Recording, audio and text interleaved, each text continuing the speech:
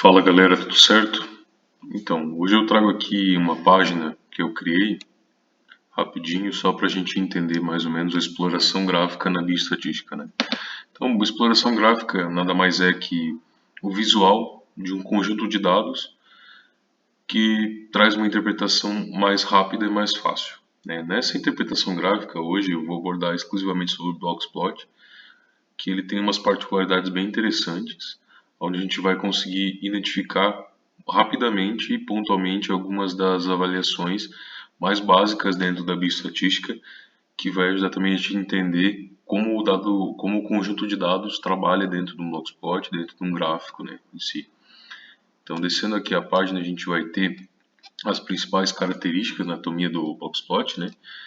Então, a gente vai ter a mediana, que é nosso Q2, os quartis, que são Q1 e Q3, são as bordas da caixa do Blocksploit, né? Então aqui as bordas da caixa representam essas porcentagens, né, de 25% e 75%.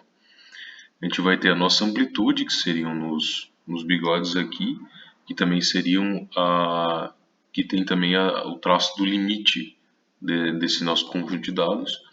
E a gente vai ter também o nosso outlier, que eu vou mostrar um pouquinho mais para frente para vocês ali, um exemplo.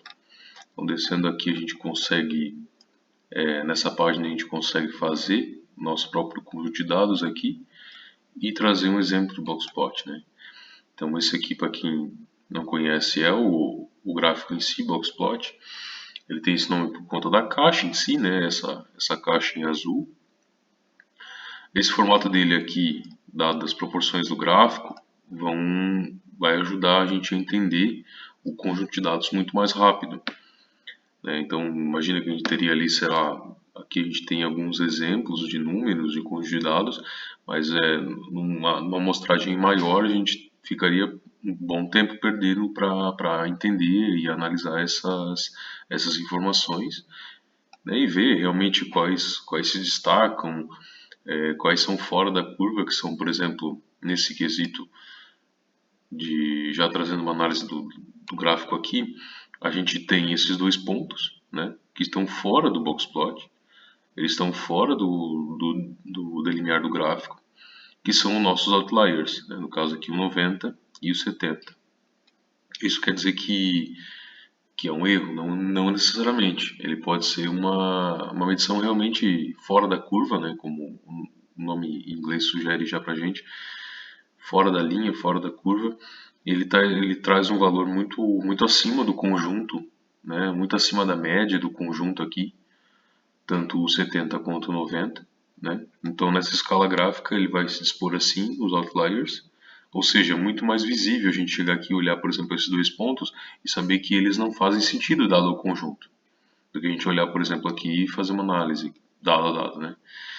Então, aqui tendo o Blocksploit, a gente consegue também ver os bigodes aqui, né? E os limites. Os bigodes vão representar a nossa variância. Então, por exemplo, a gente tem uma variância aqui a gente tem um limite de 55, né? Então, nossa variância é esse 10 até o 55, que é o que varia nossos dados aqui.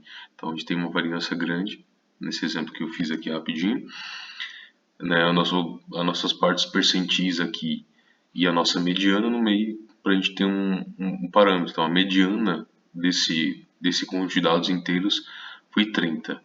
Né? Então, aqui os dados são meramente ilustrativos, é só para a gente poder ter uma ideia. Por exemplo, o número de amostras aqui são 21 amostras incluídas nesse gráfico.